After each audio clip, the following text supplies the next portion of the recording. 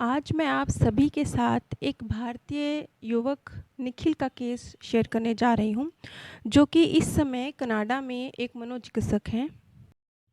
इस सत्य घटना के थ्रू हम इस चीज़ को समझेंगे कि आपकी लाइफ में जो कुछ भी होता है, कोई अनजान इंसान भी अगर आपकी लाइफ में आता है, चाहे वो कम वक्त के लिए आए, चाहे वो ज़्यादा वक्त के लिए आए, वक्त महत्वपूर्ण नहीं है कि वो कितने समय के लिए है, महत्वपूर्ण है कि उसका क्या रोल था।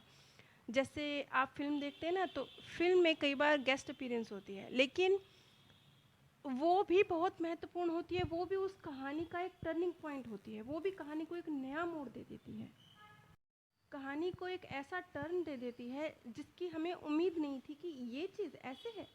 बस कुछ इसी तरह की आज की भी घटना है कि कैसे अब जैसे ये निखिल नाम के युवक हैं, ये भारतीय मूल से ताल्लुक़ रखते हैं। हाँ, इस समय वो कनाडा में कार्य करते हैं, लेकिन भारतीय मूल से हैं।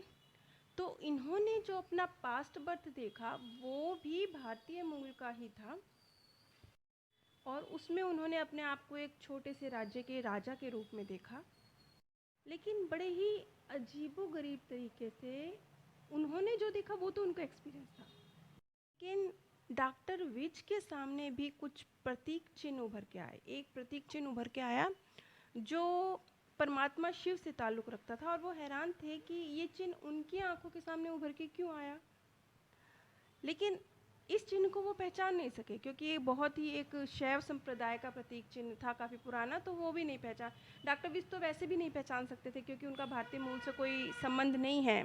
हाँ, वो भारतीय संस्कृति से वाकिफ़ हैं, भारतीय, क्योंकि हम हिंदू धर्म में ही पुनर्जन्म के विषय में जानकारी दी जाती है, तो वो हिंदू धर्म से बहुत ज़्यादा प्रभावित हैं, लेकिन वो बहुत अधिक गहराई से जुड़े हुए नहीं हैं हिंदू धर्म से।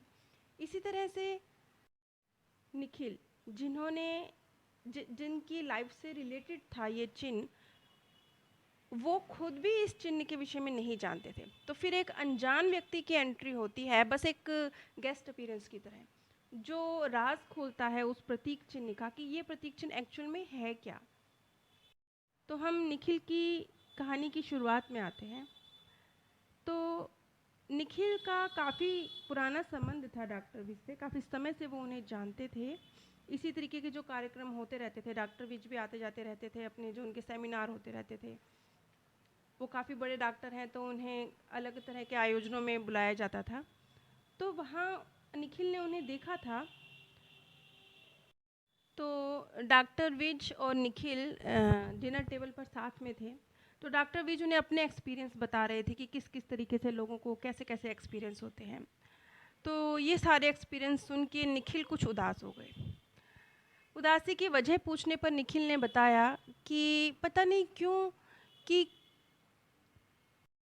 उन्हें कभी इस तरह के पास्ट लाइफ के एक्सपीरियंस नहीं हुए हैं। उन्होंने चाहे भी हैं कि उन्होंने कोशिशें भी की, लेकिन नहीं हुए हैं। तो पता नहीं क्या अटैचमेंट थी, डॉक्टर विज का शायद कुछ पूर्व जन्मों का संबंध रहा होगा। वैसे अब इस केस को देखने के बाद तो मैं भी समझती हूँ कि शायद डॉक्टर विज के सामने ना आ पाया हो, लेकिन कहीं ना कहीं किसी न किसी बर्थ में उनका ताल्लुक हिंदू धर्म से ज़रूर रहा होगा। ये अब मैं समझती हूँ, डॉक्टर विज ने ऐसा कुछ नहीं कहा है। तो जब निखिल ने उन्हें बताया कि उन्हें तो ऐसे कोई एक्सपीरियंस नहीं हुए हैं, तो डॉक्टर विज ने उनका पास्ट लाइफ करने का डिसीज़न लिया ताकि उन्हें कुछ एक्सपीरियंस हो सके। अब हम आते हैं निखिल के रिग्रेशन पर। तो निखिल बताते हैं कि उनका एक जन्म, वो अभी भी भारतीय ही हैं, बहुत प्राचीन भारत में हुआ था, वक्त उन्हें नहीं पता। वो कहते हैं कि कुछ छोटी छोटी बातें थी जिसे वो बड़े आराम से देख रहे थे, बहुत छोटी छोटी सी बातें थी, कुछ तारमन्य नहीं जुड़ेगा इन बातों का, एक दृश्य का दूसरे दृश्य से क्या तार जुड़ रहा है वो आपको जोड़ना पड़ेगा, वो नहीं समझ आ रहा था। तो वो कहते हैं उन्होंने देखा कि बहुत पुराना, सदियों पुराना वक्त है, और एक गुरुकुल गुरुकुल जैसा स्थान है जहाँ पर रहकर वो पढ़ाई कर रहे हैं, और वो एक राजपुत्र हैं। उसके बाद उन्होंने वो दृश्य भी देखा कि जब उनका राज तिलक किया जाता है और उनको राजगद्दी पर बैठाया जाता है, ये सब भी उन्होंने देखा। अब देखा जाए तो निखिल का ये एक्सपीरियंस कोई बहुत, आप बहुत बड़ा एक्सपीरियंस नहीं कह सकते। क्यों? क्योंकि तार तो कहीं से कहीं के नहीं जुड़े ना, एक कुछ दृश्य दिखाई दिए। चलिए, निखिल का एक्सपीरियंस तो यहीं का था, लेकिन इसी दौरान डॉक्टर विज कहते हैं कि उनकी आंखों के सामने, उनकी मानसिक आंखों के सामने एक अजीब सा एक चिन्ह उभरा। वो चिन्ह, वो नहीं जानते कि वो जो चिन्ह था वो किस चीज़ का था, उन्हें कुछ समझ नहीं आया, लेकिन वो चिन्ह उन्हें दिखाई दिया। तो अगली बार फिर जब उनकी मुलाकात हुई निखिल से, तो खाने की मेज पर बैठे थे और बातों बातों में उन्होंने बताया, उन्होंने एक कागज़ पर ही पेंसिल से वो चिन्ह जो डॉक्टर विज को दिखाई दिया था, वो उन्होंने बताया कि देखिए, मुझे आपका रिग्रेशन करने के बाद इस तरह के कुछ चिन्ह था जो मुझे दिखाई दिया। जब ये चीज़ निखिल को उन्होंने बताई तो निखिल ने कहा कि यही तो वो चिन्ह था जो मुझे भी उस वक्त दिखाई दिया था जब मेरा राज तिलक किया जा रहा था। अब ये बात सुनकर तो डॉक्टर विज भी हैरान थे कि किसी अजनबी व्यक्ति का पास्ट लाइफ रिग्रेशन, उसके सहभागी वो कैसे बन रहे हैं। यहाँ पे ये चीज़ डॉक्टर विज ने क्लियर नहीं करी है, लेकिन मैं इस चीज़ का जो संबंध समझ पा रही हूँ, मुझे लगता है कि इस बर्थ में बहुत छोटा रोल चाहे रहा होगा, लेकिन कहीं ना कोई कनेक्शन डॉक्टर विज का भी रहा होगा। यूं ही तो हो सकता है कि वो उस संप्रदाय से संबंधित रहे होंगे, कुछ रहा होगा, यूं ही वो चिन्ह भी उनके सामने नहीं उभरा है। खैर, काफ़ी साल गुजर गए इस चीज़ को, ये चैप्टर यहीं पे क्लोज हो गया, क्योंकि वो चिन्ह कुछ अलग सा चिन्ह था तो पहचान में आया नहीं। डॉक्टर विज को भी नहीं पता वो किस चीज़ का चिन्ह था और निखिल को भी नहीं पता कि वो किस चीज़ का चिन्ह था। और उस समय पर इंटरनेट की भी ऐसी सुविधाएं नहीं थी कि हम आसानी से इस चीज़ को सर्च कर पाएँ। तो डॉक्टर विज कई सालों बाद अपनी पत्नी के साथ अलास्कन क्रूज, ये एक स्थान है, यहाँ पर गए हुए थे। एक प्रोग्राम था डॉक्टर विज का।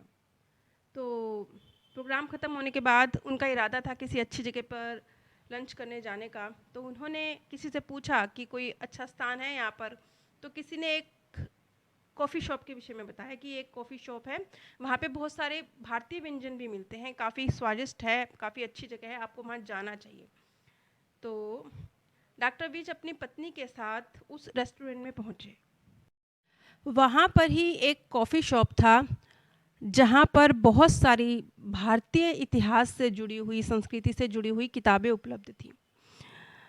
और वो जो व्यक्ति थे वो भी भारतीय मूल के थे और भारतीय संस्कृति से अच्छी तरह वाकिफ़ थे, जो वहाँ पर ओनर थे। तो बस उन्होंने, डॉक्टर विज ने यूं ही बहुत सारी किताबें उल्टी पलटी देख रहे थे, तो उन सज्जन ने उनसे कहा कि आपको जो कुछ भी चाहिए, जिस भी तरह की बुक चाहिए, आपको यहाँ मिल जाएगी। और तब डॉक्टर विज के मन में पता नहीं क्या आया, उन्होंने वही जो चिन्ह था उसे एक कागज़ पर बनाया और उनके सामने रख दिया और उनसे पूछा कि क्या आप जानते हैं ये क्या है। उस चिन्ह को देखते ही, बिल्कुल एक भी सेकंड की देरी ना करते हुए, फौरन वो व्यक्ति कहते हैं कि अरे, ये तो एक बहुत छोटा सा प्राचीन भारतीय जो शैव संप्रदाय है, वहाँ पर शिव का प्रतीक चिन्ह है।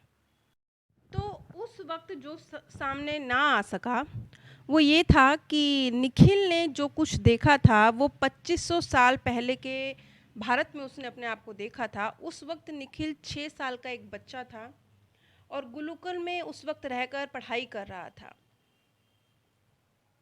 निखिल ने उस गुरुकुल में अपने साथ एक और स्टूडेंट था जो उस वक्त उसका परम मित्र था, उसे भी देखा था, जो आज भी निखिल का परम मित्र है। निखिल कहते हैं कि जो उनके गुरु उस समय उनको मानवता का, सादगी का, त्याग का, बलिदान का, सहृदयता का जो ये पाठ उस वक्त पढ़ाते थे, वो पाठ भी उनके कानों तक आए, वो भी उन्होंने सुनाए कि क्या वो पढ़ा रहे थे, वो भी दोहराया उन्होंने। और निखिल ने अपना एक दूसरा बर्थ भी देखा, वो भी प्राचीन भारत का ही था। तो उस वक्त भी उन्होंने अपने आप को एक छोटे से राज्य का राजकुमार ही देखा। देखिए, दोनों बर्थ में वो अपने आप को एज ए राजकुमार ही देख रहे हैं और प्राचीन भारत में ही देख रहे हैं। और उस वक्त उनका एक परम मित्र था, इतना परम मित्र था कि एक युद्ध के दौरान उसने निखिल की जान बचाने के लिए अपनी जान दांव पर लगा दी। खुद उसने तलवार भाला अपने सीने पर झेल लिया और अपने दोस्त की जान बचा ली। आज के वक्त में वो निखिल की साली के रूप में निखिल के जीवन में है, वो परम मित्र। यहाँ पर डॉक्टर विजय एक निहायत ही खूबसूरत बात कहते हैं। वो कहते हैं कि उस वक्त निखिल ने जो गुरुकुल में रह के पाठ पढ़े थे, जिन्हें वो दोहरा रहा था अपनी ज़बान से, वो पाठ वही ज्ञान के लेसन हैं जो आज उन्हें मार्गदर्शकों द्वारा, गाइडेंस, दिव्य आत्माओं द्वारा जो संदेश दिए जा रहे हैं ना, वही संदेश उस वक्त आज से कई सौ साल पहले भारतीय गुरु पढ़ा रहे थे अपने बच्चों को। और वो जो निखिल को शिक्षाएं दी जा रही थी, जो कैथरीन ने संदेश दिए थे, वही थी। देखिए कितनी बड़ी बात है। ये सुनने में मामूली लग रही है, मामूली नहीं है, ये बहुत बड़ी बात है कि आज से कई सौ साल पहले जो हमारे गुरुकुलों में गुरुजन शिक्षा देते थे, वो आज के वक्त में कैथरीन और निखिल जैसे लोग, जिन्होंने, और भी बहुत से लोग जिन्हें दिव्य आत्माओं के संदेश मिले, वैसी ही हैं, वही हैं, सिमिलर हैं। यानी कि आज से कई सौ साल पहले भी हमारे जो ऋषि मुनि थे, वो दिव्य आत्माओं से संदेश प्राप्त कर रहे थे और उन्हें हम तक ट्रांसफ़र कर रहे थे। निखिल का ये केस तो यहीं ख़त्म होता है। नीचे डिस्क्रिप्शन बॉक्स में मैंने आप सभी के साथ अपने second channel path of happiness का भी लिंक शेयर किया है। इन दोनों चैनल्स पर ही जो लोगों के मृत्यु के बाद की दुनिया से रिलेटेड सत्य अनुभव हैं, जो इस विषय पर रिसर्च हुई हैं, अलग अलग माध्यमों द्वारा रिसर्च हुई हैं, साइंटिस्टों द्वारा हुई हैं, मनोवैज्ञानिकों द्वारा हुई हैं, लोगों के अनुभव रहे हैं, बहुत बहुत अलग अलग तरीक़ों से जो भी सत्य जानकारी उस मृत्यु के बाद की दुनिया के विषय में हमें मिल पाती है, इस प्रकृति के रहस्य जो हमें समझ नहीं आते, उनके विषय में जो जानकारी हमें सत्य जानकारी मिल पाती है, उसे मैं इन वीडियोस के माध्यम से आप सभी तक पहुंचाने की कोशिश करती हूं। मैं जानती हूँ मेरी वीडियोस की क्वालिटी अच्छी नहीं है, क्योंकि अधिक सुविधाएं ना होने की वजह से मैं बेहतर क्वालिटी की वीडियोस नहीं बना पाती हूँ। संख्या चाहे कम है, लेकिन आप जैसे चंद एक लोग जो इस सत्य ज्ञान को अपना प्रेम देते हैं, इतनी वीडियोस की क्वालिटीज़ अच्छी नहीं है, इसके बावजूद भी देते हैं, इसके लिए मैं आप सभी की बहुत बहुत शुक्रगुजार हूँ। आप सभी पर परमात्म सौंदर्य, प्रेम और आनंद सदैव बरसता रहे। आप सभी दिव्य परम धाम में स्थान प्राप्त करें। आज